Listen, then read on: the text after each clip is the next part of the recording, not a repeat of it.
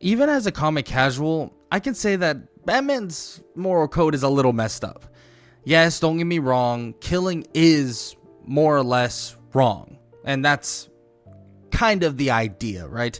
He wants to stay away from killing entirely. He wants to stop them through fear, stop them through physical action, throw them in prison, and so on. But we know that a lot of these criminals do not respond well to just imprisonment. We see that the Joker escapes prison so many times over and over again, and I've seen quite a few comments, I'm not gonna lie, outside of even videos like this, that talk about the Joker escaping and that it would have been better if he would have died.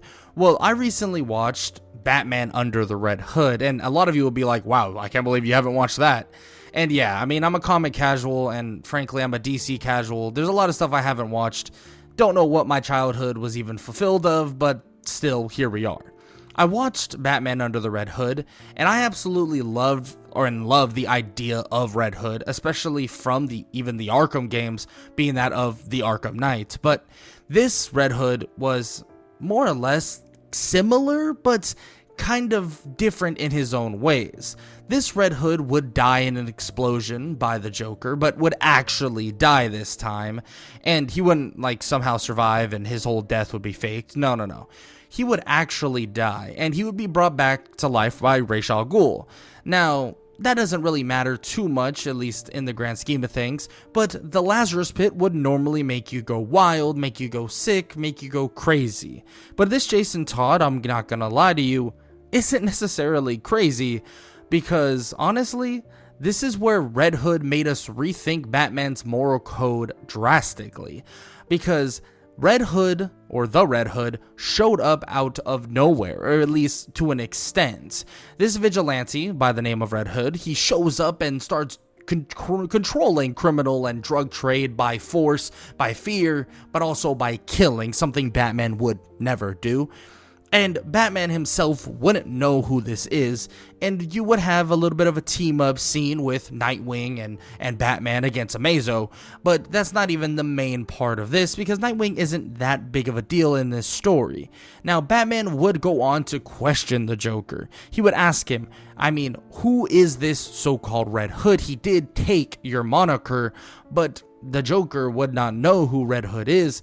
And when Batman would find out who the Red Hood is, it would shock him to his core, because the Red Hood would eventually be revealed to be, Jason Todd. Now, he would learn this through synthesizing a voice that he eventually would hear, and he would hear it as a train would be passing by. He would basically tell Batman that he never lost a step, but then throw in his true identity by the name of Bruce. Now, Red Hood made all of us rethink Batman's moral code because of a couple things. Well, for one, he's a dead man walking.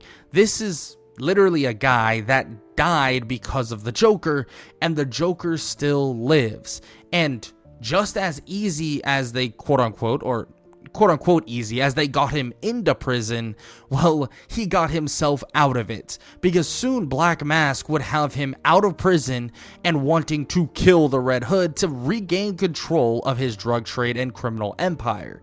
And this would be shocking, because the Red Hood would basically see the Joker once again and see Batman saving him over and over and over again, and it would come down to this: a gun, the Joker, the Batman.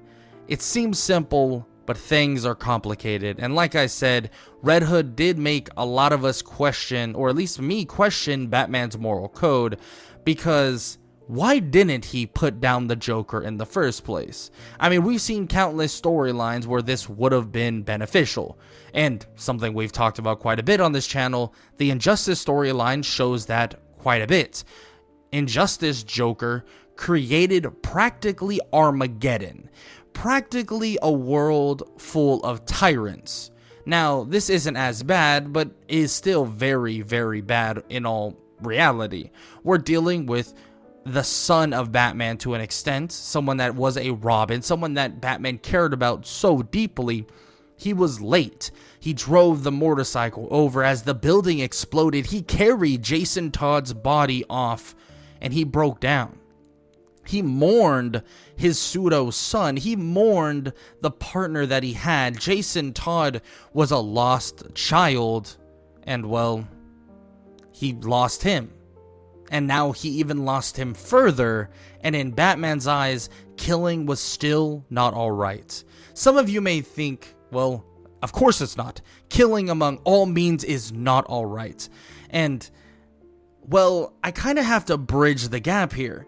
I understand why you would even come to that conclusion, but it's crazy to think that Batman himself, someone who watched a pseudo son of his die, still did not more or less cross that line to end someone's life. Even the Jokers, who he's eliminated thousands, maybe tens of thousands of people, but still, he doesn't want to cross that line. And there's an argument to be made, and something I would really like to bring up, that Red Hood was actually doing something, well, more beneficial than Batman has ever done. Yes, it might sound crazy, and don't shoot me. I promise I have a little bit of a reasoning, at least as much as a casual can reason. Now, my reasoning behind this is, I think Red Hood was onto something. You can't necessarily stop crime. You cannot bring it down to a 0%. Well, unless, you know, you are like God himself and a Superman and controlling by fear and have a bunch of superhuman beings and maybe like an Amazon army and stuff like that. But crime still happens nonetheless, right? And we're not talking about injustice here, so ignore that little spiel. But Jason Todd has quite a few actual good points. He infiltrates the criminal forces. He controls the criminal forces. Tells them, women, children, off limits, do not touch the innocent, only people that are more or less like you. And this might sound brutal, but these criminals, a lot of these are unredeemable criminals, at least in the eyes of Jason Todd or the Red Hood. So he believes that they are not only disposable, but also at the same time, if he can instill enough fear, control, and more or less discipline into these people, that they will stay away from the people who are innocent, saving even more, saving a ton more of these, well, like I said, innocent people, right? So in his way, yes, he is honing criminal activity for kind of the greater good. And in a way, Batman does quite the opposite in terms of he goes against criminal activity, putting them away, but does not take an extra leap to kind of stop it entirely or stop it to an extent. It is an interesting line that Batman and the one Jason Todd or Red Hood does or do not decide to cross. Because Batman himself believes that you cannot become a criminal and still stop crime. But Batman also may not be a criminal, at least in a sense, but he is also not stopping crime. Let's be honest, Batman will never stop crime. There is no world that Batman stops it entirely, and maybe there's no world that Jason Todd ever does either, and I think he believes that to a large extent. He doesn't believe he's going to stop crime. He doesn't believe that somehow he's going to nullify and shut down crime entirely. He feels that if he could control maybe 50, 60, 70, 80%, maybe even 99% of criminals, as high as he possibly can get, that crime could be condensed, controlled to the point that nobody, if not the mass majority of people, just don't get hurt. The people, the normal person walking down the street, the kid swinging on a swing, the kids sliding down on a slide, the kids that are walking and going to school with their friends, those are the ones that are not going to get hurt. Those are the ones that are safe, secure, and aren't going to be touched. Now that is what, well, the Red Hood thinks is actually the proper way to go about it.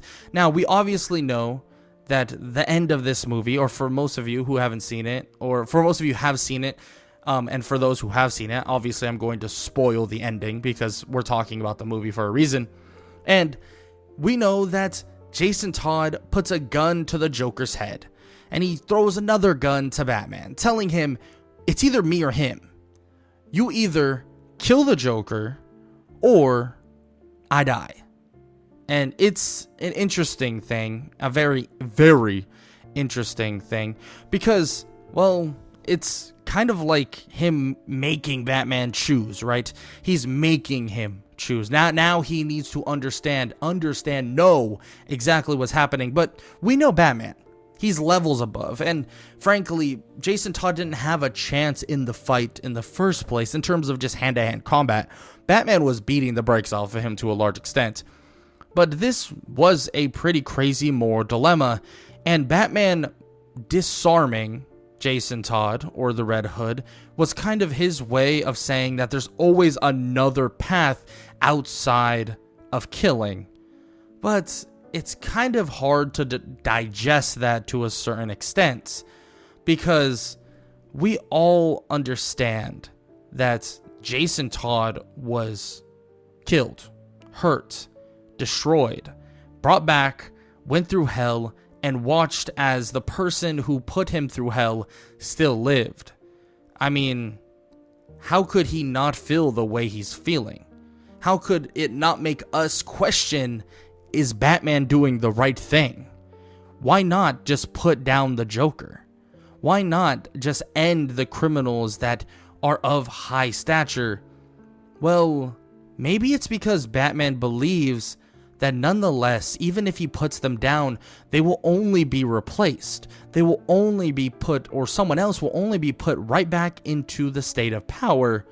So, does that mean Red Hood is right?